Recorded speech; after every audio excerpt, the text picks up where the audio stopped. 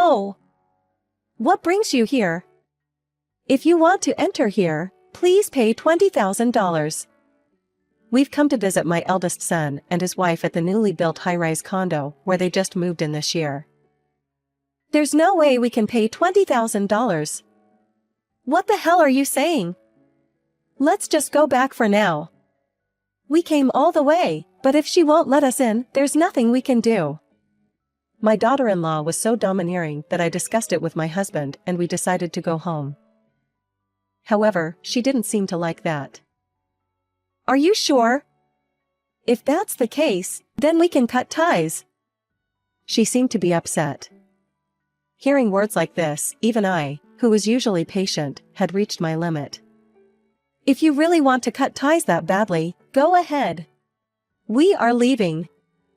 Saying that, we left the high-rise condo. An hour later, my daughter-in-law, who was upset, arrived. My name is Emma Roberts, and I'm a full-time housewife who will be turning 60 this year. My husband, John, and I live in a single-family home. We have 2 children, our eldest son Ethan, and our daughter Olivia. Ethan dreamed of becoming a doctor since he was a child. He was kind to everyone and had a serious personality, so in a way, being a doctor was a natural fit for him. Currently, he works as a surgeon in a university hospital not far from our hometown. Whenever we have time, the whole family gathers at our house, and it has become a regular tradition to enjoy meals together. One day, Ethan, who didn't show up at the gathering because he was busy with work, called my husband. John, who doesn't usually smile much, looked very happy. What's going on? You seem unusually happy. I just got a call from Ethan. He says he's bringing his girlfriend soon. And he said that they're considering marriage. Oh. Really? That's wonderful. Don't get too excited yet. Ethan had never brought a girlfriend before. He must love her so much. But if Ethan chose her, then she must be a nice person, right? At that time, both John and I were eagerly looking forward to meeting Ethan's girlfriend, and we had no idea yet. 1 week later, our son said that he was coming to visit us. I was determined to be the best host possible. When the doorbell rang and we answered the door, standing next to our son was a petite and lovely woman. Let me introduce her. This is Catherine Smith. We met through a mutual acquaintance. Nice to meet you. I'm Catherine. At that time, she had a rather quiet image. So, we're thinking of getting married. We came here to make the announcement today. I knew it. You have my blessing, but what about you, dear? Yes, well, I guess I agree with you, Emma. I glanced at my husband, and while he seemed to agree verbally, his expression appeared somewhat stern. I heard that it had been about a year since Ethan and Catherine started dating. I hadn't expected them to decide to get married so quickly, but as parents, there was no reason not to be happy. I began preparing the meal, but Catherine uttered words that couldn't be imagined, from her appearance and demeanor. Well, I'll start preparing the meal. Then, I'll help. Catherine, you're our guest, so you don't have to help. You can just relax. No, I'll be your family soon, so please let me help. And she took the dishes to the table one after another, but the expression on her face as she helped me gradually became stern. Then she looked over all the dishes. I'm really sorry for all the trouble you went through, but there's very little I can eat here. Sorry? I almost dropped the plate I was holding. I was taken aback by Catherine's unexpected words, and didn't know what to do for a moment. Just then, Ethan stepped in promptly. Sorry, Mom. Catherine has various food allergies that limit what she can eat. Oh, is that so? I should have asked in advance. I'm sorry. Sorry, Mom. I'll order something for Catherine. Thanks to Ethan's quick thinking, the situation was resolved, but it left an awkward atmosphere. After we had some alcohol, laughter started filling the air, but Catherine suddenly asked me a question. "What do you do for work, Emma?" "Huh? I'm a homemaker, so I don't have a job." "I see." Then Catherine thought for a little while. "That makes sense. That's why your home is like this, I suppose." "Like what?" "Well, I mean, it seems like you're not very well off." "Wait a minute." I was about to retort, but my eyes met with John's, and I refrained from saying anything anymore. My husband seemed to want to say something too, but he was holding back, perhaps because he didn't want to upset Ethan. Oblivious to all this, Catherine started drinking more and more, and she became quite talkative.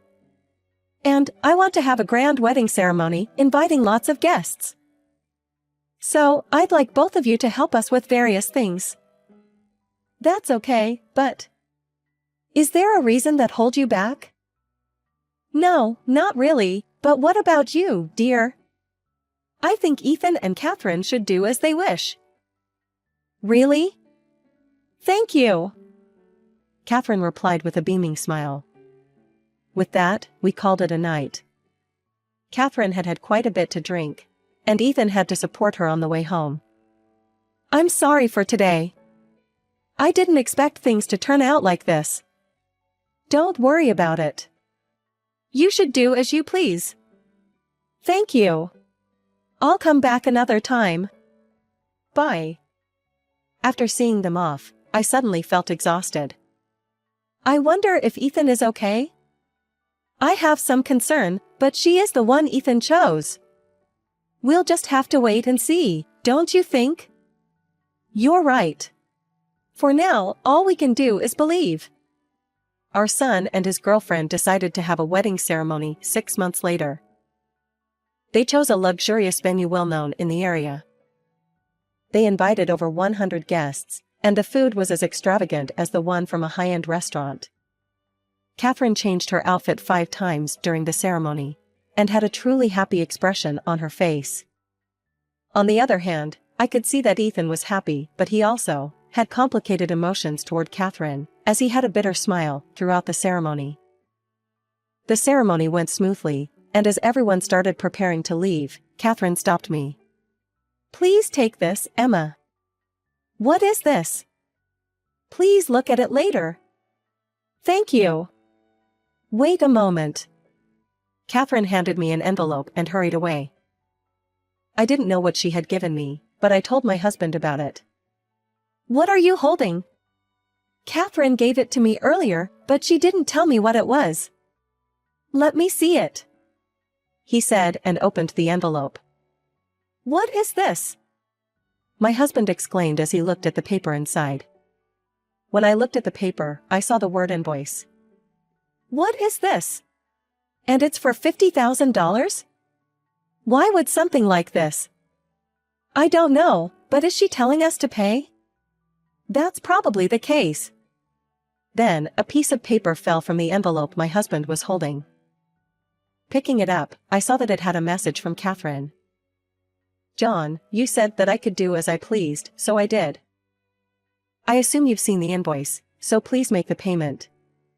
Looking at the invoice again, I noticed that my husband's name was neatly written as the bill recipient. It seemed like Catherine had planned to make us pay since the time our son brought her to our house. I wondered if she had smiled at my husband back then, with this in mind. Perhaps it was at this point that I became aware of my clear anger toward Catherine. We had already given over $10,000 as a wedding gift. I was sure that Catherine was aware of that. Yet, she still wanted us to cover the wedding expenses. "What should we do about this? Since my name is written on it, we can't just ignore it." "That's true, but maybe we should talk to Ethan first. He might know something." "That might be a good idea. I'll contact him." At this point, they were no longer at the wedding venue, so I decided to go home and contact my son. But this was just the beginning. "Hello? Ethan?" "Yes, what's up?"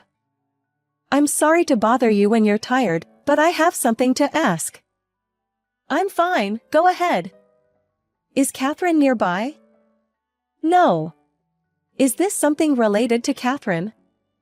Hold on, let me move to a quieter place. It seemed like my son had sensed something and moved to a place where Catherine couldn't overhear. What did you want to talk about? Well, I asked him if he knew about the invoice Catherine had given me at the wedding venue. It seemed that he didn't know anything about it. It was evident that even my son was upset by this. I understand. Leave this matter to me. Catherine is at home now, so I'll ask her right away. What? Hold on. Without hanging up the call, my son went straight to Catherine. I could hear their conversation clearly. Catherine, why did you do something so selfish? What selfish thing? I'm talking about you giving my dad and mom an invoice. Well, I did that because your father had told us that we could do as we please. Even if my dad said so, it doesn't mean we should make them pay. We decided that we will pay for the wedding. Yes, but if they can pay, it's better, right? We're going on a honeymoon and we are moving to a high-rise condo. It's better to have money left for that, right? Listening to the exchange between my son and his wife, I couldn't help but feel anxious. Ultimately, they decided that my son would cover the wedding expenses. The call was disconnected after that, but it appeared that even my son was taken aback by the unexpected turn of events, and he seemed quite exhausted. 2 weeks after this incident, my son and his wife moved to a newly built condo they had talked about. Their new home was located a bit farther from where they used to live, but my son would find time to come back home. Catherine didn't visit often, but when she did, she almost always made snide remarks, targeting me, typically when my husband and son weren't around. Ethan was very angry with me about the last incident. The last incident? What do you mean? You've forgotten already? It's about the invoice for the wedding ceremony. But we resolved that issue, didn't we? Maybe, but I'm not satisfied with it. So what do you plan to do? I won't do anything, at least for now. Besides, I don't want Ethan to be mad at me anymore. For now? Well, you can look forward to it. By this point, I didn't really care anymore. The only saving grace was that she did not do anything directly to us. On that day, Ethan had a proposal. You should visit our new home next time. It's not too far away. That's true. Maybe we should. Can we do that, John? Sure, I'm okay with it. Great, then it's settled. So, we visited Ethan's new home on the following Saturday. However, Ethan had to leave for the hospital suddenly that day. He mentioned that Catherine was at home, but I was uneasy about it. When we arrived at the condo and rang the doorbell, "Hello?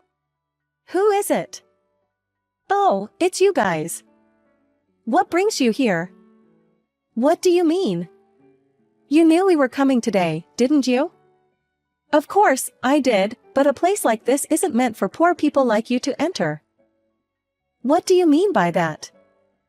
"If you're so eager to come in, please pay me $20,000 as an entrance fee."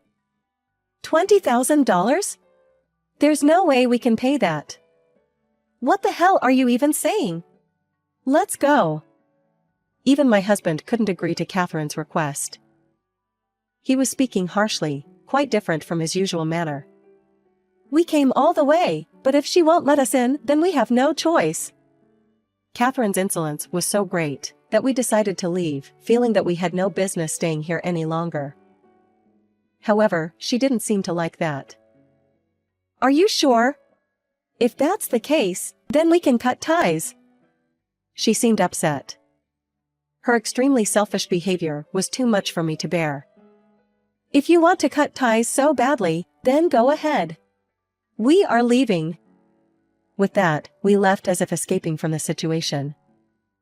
Afterward, I shared everything that had just happened with Ethan, He quietly listened to my story. He said he understood after I finished talking, and hung up the phone.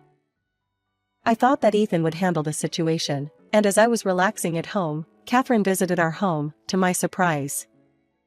It had only been about an hour since we had visited their home. When I saw her on the monitor, it looked like she was crying. "Oh!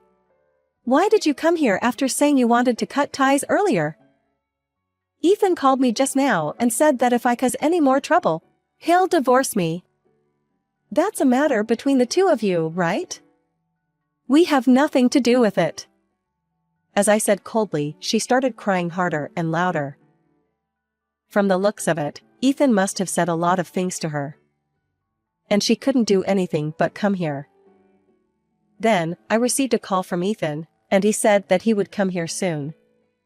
Reluctantly, I let her into the house as my husband thought we were disturbing the neighbors. "Ethan will be coming soon, so please be on your best behavior for a while." About 15 minutes later, Ethan arrived. "I heard from my mom, but you didn't let them enter the house, right?"